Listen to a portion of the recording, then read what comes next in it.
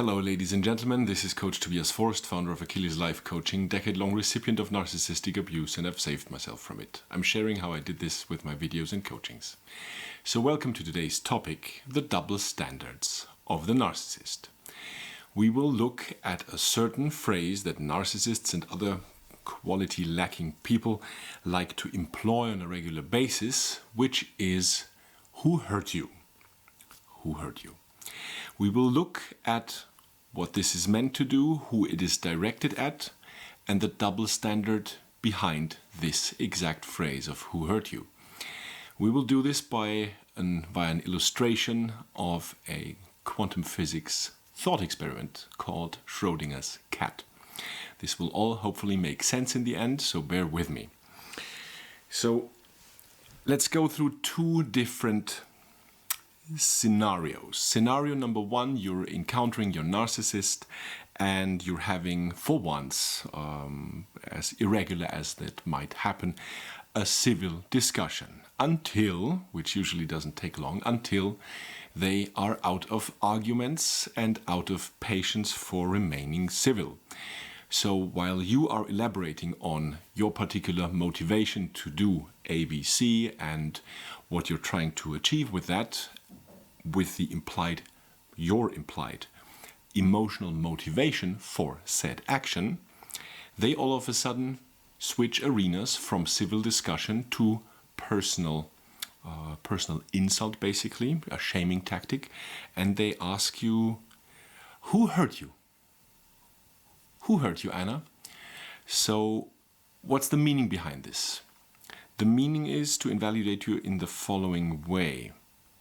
That simple phrase, that simple question is directed at you personally with the intent of invalidating anything and everything about what you just described you are about to do, what your plans are, and what your motivations behind it are. So it is meant for you to self-gaslight, to doubt that maybe your personal motivation of what you just described, your plans are, is not really thought through, because who hurt you? So you must be emotionally motivated. And while that is very likely to be true, that you are emotionally motivated because you found out over the course of your life what you do not want to have and what you want to have, making you emotionally motivated to create something new, that does in fact not invalidate your plans, but it is certainly intended to make you think that way. Scenario number one of who hurt you, when it is directed at you, ladies and gentlemen. Scenario number two, you're having a civil discussion with your narcissist for once, and then he or she again runs out of patience and changes the arena from civil discussion to sort of a personal insult, and he or she throws jabs at you, invalidates you, tries to gaslight you, and you try to put a stop to this and say, Jeff, why are you always like this? You know that I'm not feeling good when you are to me the way you're right now, when you're behaving that way.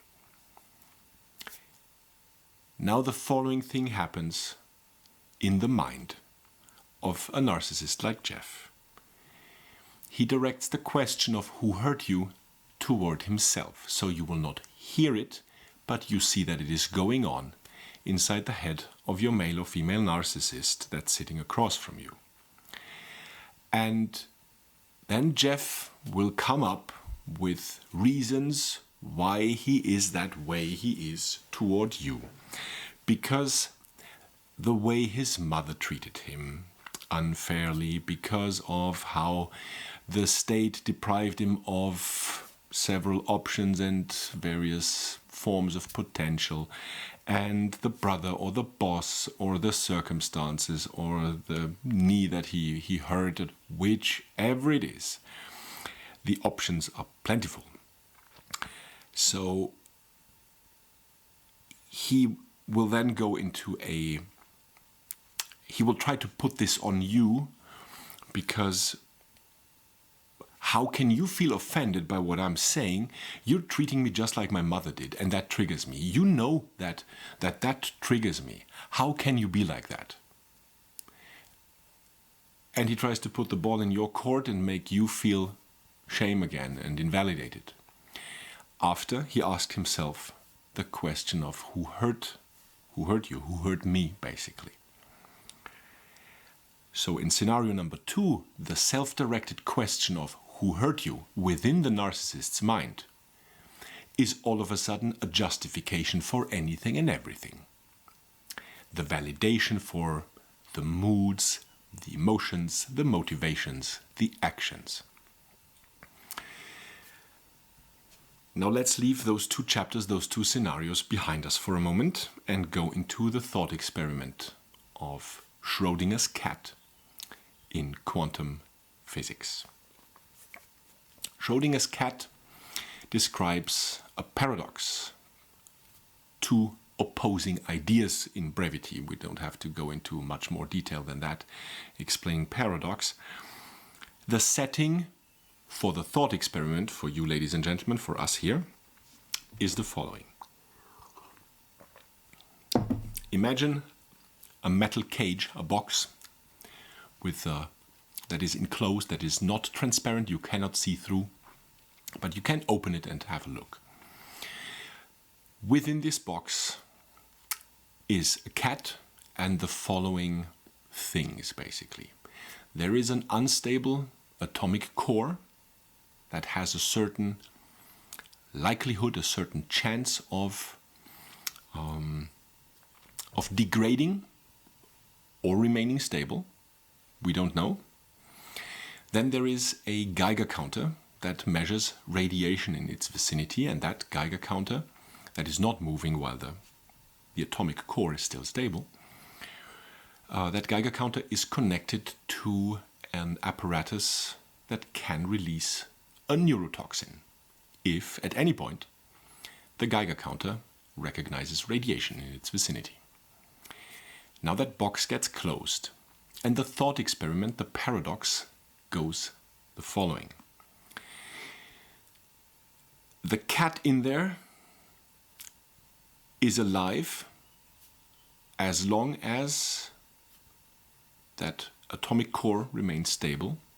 Once that atomic core loses integrity and activates the Geiger counter, measuring radiation, it releases the neurotoxin and the cat dies. So the second state is the cat is dead. It is already dead. It is alive and dead at the same time.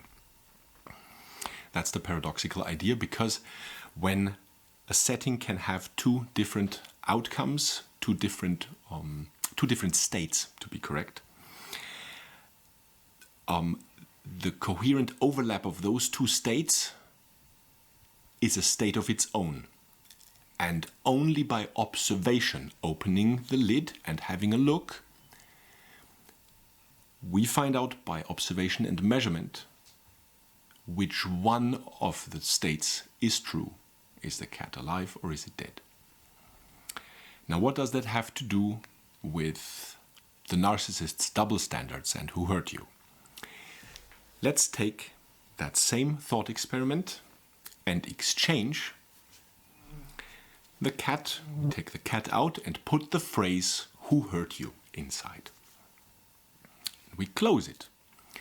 And who hurt you, if it is directed at you, ladies and gentlemen, has the purpose of invalidating you and all of your motivations and disregarding all the objective criteria and trying to diminish your emotional motivation to do something, to act a certain way.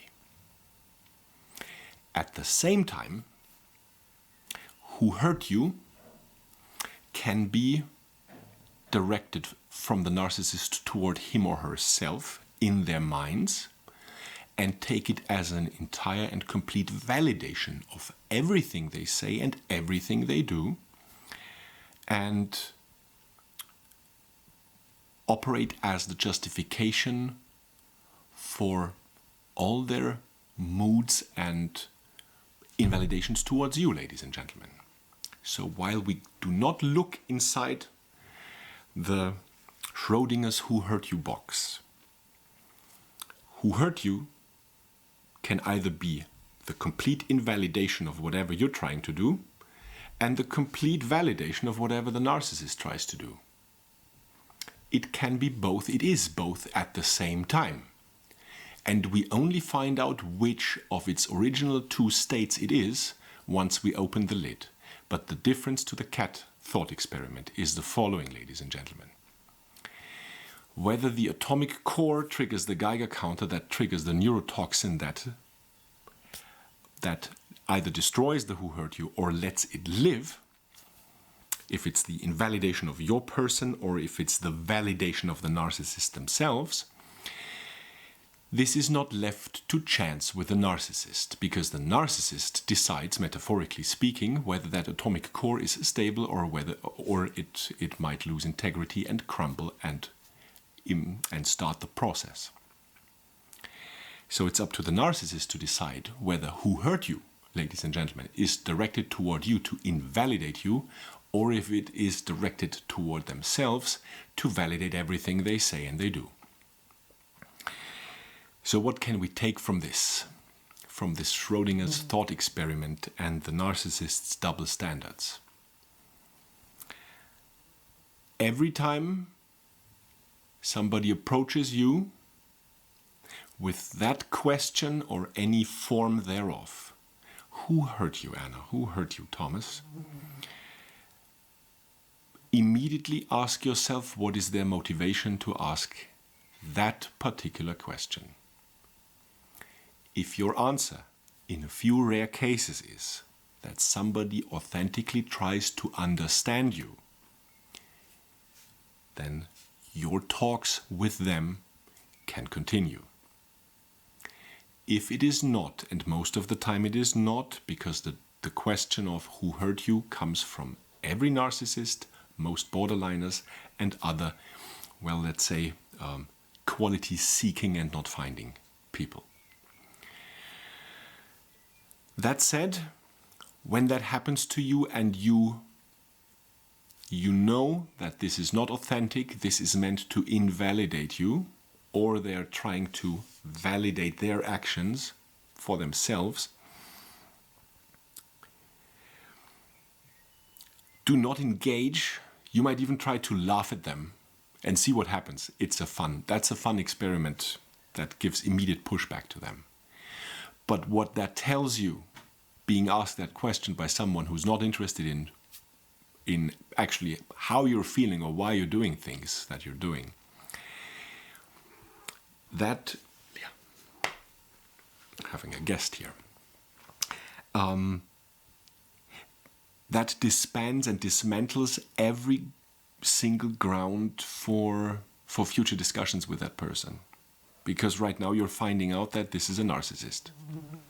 A narcissist and someone... And someone who is not really... They're not interested in who you are, what you do, and what your motivations are. They are either trying to tip the scales. In both the following cases, they're trying to tip the scales to invalidate you or validate themselves or do the same, both of them at the same time. All of the three states of the Schrodinger's who hurt you box that we just made up here. So have a keen eye on who's talking to you in what way and what their motivations are, ladies and gentlemen, so you can separate the chaff from the wheat and prudently adjust who you give your precious time and validation to you, and adjust accordingly.